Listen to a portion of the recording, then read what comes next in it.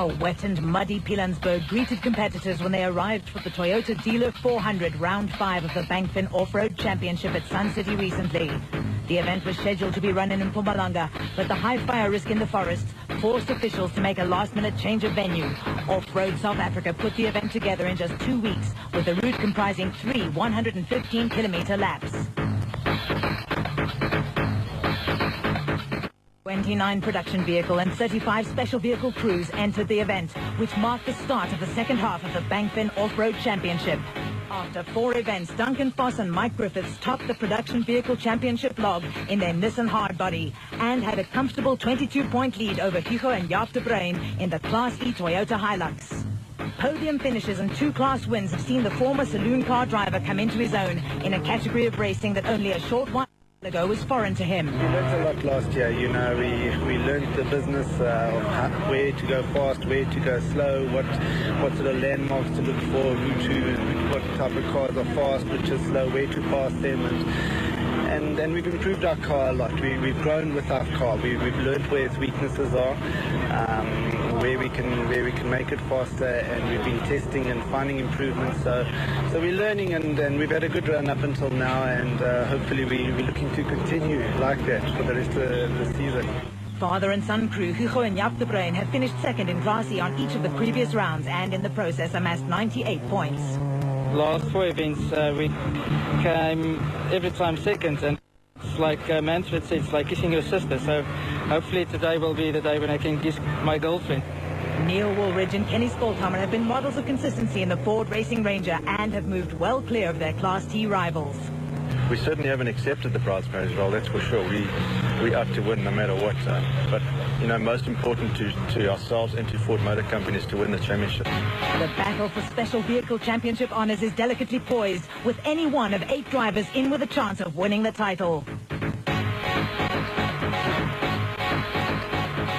Mr. Consistency, Greg Harvey and Boy Stone have quietly gone about collecting as many points from each event, but overall victory has eluded the Queenstown pair. We're only 3 points ahead of Greg Dowse, but you know, our aim is we're going to just make sure we get finishes, and the pressure's now back on him, so we're going to try. We've won the championship twice before on consistency, so that's what we're going to try and set out, you know, today, and I think this race is going to be very maybe in our favour in the sense that consistency is going to pay, because I don't think you'll be able to ride fast here. You're going to have to ride consistently to get to the end.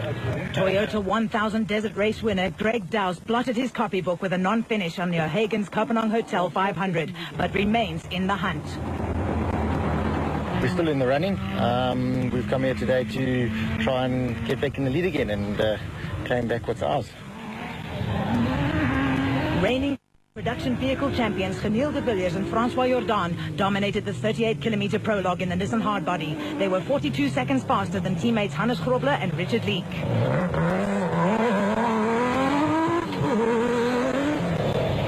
Grobler won the Sun City 400 at this location in his debut off-road race in 1986, and Leek partnered Kasi Kutsia to victory in the Works Toyota Hilux in 1995. Could they do it again? Barbaspan 500 winner Atang Machekenene and Alex Sally posted the identical time to Grobler and Leek in the powerful Sam Racing Jimco. Nashua Mobile Racing pair Greg Dowse and Archie Rutherford had a good run and qualified 4th, just over a minute slower than de Villiers. Barbaspan 500 winners Arpi Reyneke and Robin Houghton were hoping for a change of fortune. The Castrol Toyota Land Cruiser crew have had 2 non-finishes in 4 events. Much development has gone into the new generation Land Cruiser, which made its debut at the Toyota 1000 Desert Race.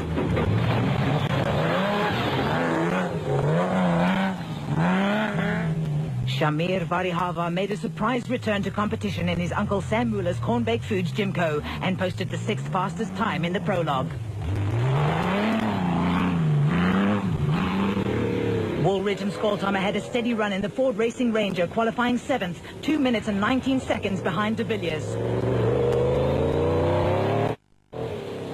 Production vehicle championship leaders Foss and Griffiths outperformed the rest of the Class D field and would start 8th in the ultra-reliable Nissan Hardbody, 17 seconds ahead of Mark Corbett and 1 more in the Century Properties Development Isuzu.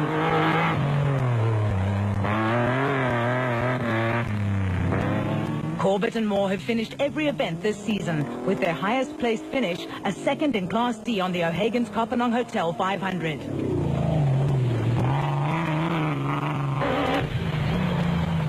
Nissan Sugarbelt 400 winner John Weir-Smith and Jeff Minnett picked up power steering problems on the O'Hagan's Kopanong Hotel Super Team Jimco and could only manage to qualify 10th. Terence Marsh and Trevor Ayer had misfiring problems and would start 39th in the Nashua Mobile Jimco.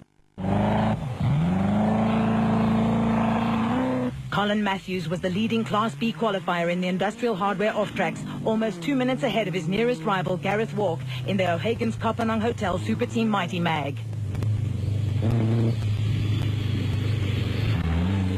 KZN cane farmers Manfred Schroeder and Jack Peckham, who have had 3 consecutive Class E wins in the diesel Ford Racing Ranger, qualified 84 seconds ahead of the next Class E crew.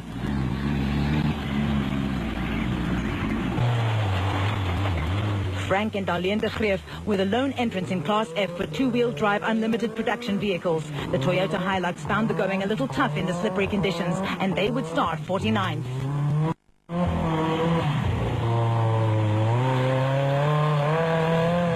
Back at the pits, crews set about cleaning the muddy vehicles and attending to routine maintenance and repairs in preparation for the following day's 345-kilometer route. Skoltama took time out to offer Weir-Smith some advice on curing the Jimco's power steering problems. Turn it and then just get the pressure up and then just... Which way must I turn? No, release it. So it'll actually... it'll just put a little clip under there and it'll just let I mustn't turn the steering though. Yeah, turn it. You're full lock. From full lock. All it'll do is just get the air. It just pumps it.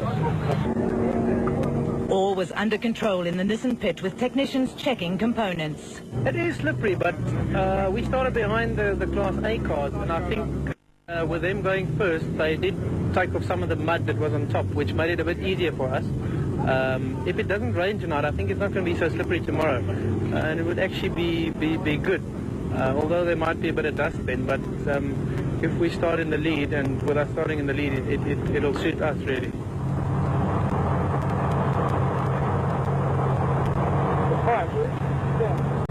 Arpi and Yolanda Reineke's 9-week-old son, Abraham, was oblivious to all the noise and activity around the Toyota pit and was content to sleep through it all. I think if it's raining tomorrow, the space firm's definitely going to have a problem. We're okay with the four-wheel drives, and I'm expecting one of the four-wheel drives for an overall win, and I hope it's us. Toyota technicians fitted stronger springs to the Castrol Toyota Land Cruiser in the hope of improving the vehicle's handling. The top 10 qualifiers for the Toyota Dealer 400 at Sun City. As was to be expected, the four-wheel drive production vehicles had the advantage over the two-wheel drive special vehicles. SA Observed Trials champion Brian Kappa provided some spectacular late afternoon entertainment.